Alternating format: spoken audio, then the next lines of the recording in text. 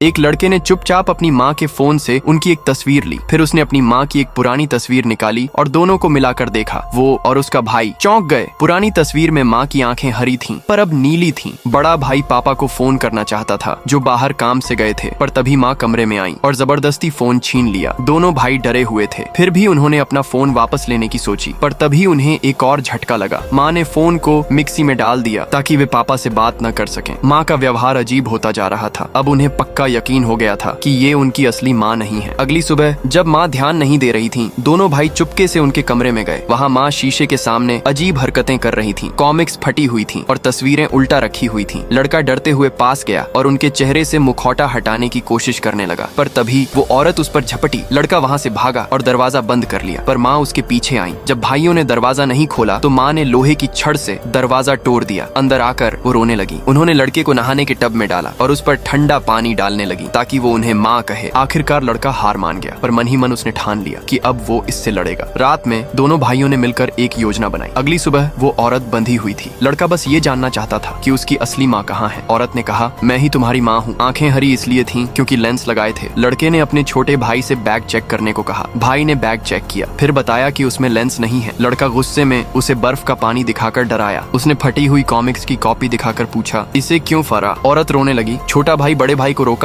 कि वो भावुक न हो। जब तक माँ का कोई सच सामने नहीं आया, लड़के ने उसके मुंह में मोजा ठूंस कर टेप लगा दिया। पर जब उसने खुद बैग देखा तो उसमें सच में रंगीन लेंस मिले, यानी छोटा भाई झूठ बोल रहा था। बड़ा भाई बोला, ये हमारी माँ है, तुम उसे क्यों नहीं मानते? वो माँ को आजाद करने दौड़ा। छोटा भाई उसे रोकने लगा, पर उसने दरवाजा बंद कर दिया। माँ को आजाद करने के बाद जब उसने पीछे मुड़कर देखा तो छोटा भाई गायब था। माँ उसे पास की एक झोपड़ी में ले गई, वही जगह जहाँ दोनों भाई खेला करते थे। वहाँ अभी भी खून के धब्बे थे। माँ ने बताया कि कुछ साल पहले खेलते समय बड़े भाई की गोली गलती से छोटे भाई को लग गई थी और वह मर गया था, यानी छोटा भाई अब तक उसकी कल्पना में ही था। आपने जहाँ जहाँ छोटे भाई को देखा है, वहाँ वह वास्तव में था ही नहीं। वह सिर्फ बड़े भाई को ही दिखाई दे रहा था। अगर आपने ध्यान दिया हो तो माँ ने कहीं भी अपने दूसरे बेटे से बात नहीं की है। अगर इस कहानी ने आपके दिमाग की वायरें हिला दी हो तो सब्सक्राइब जरूर करना।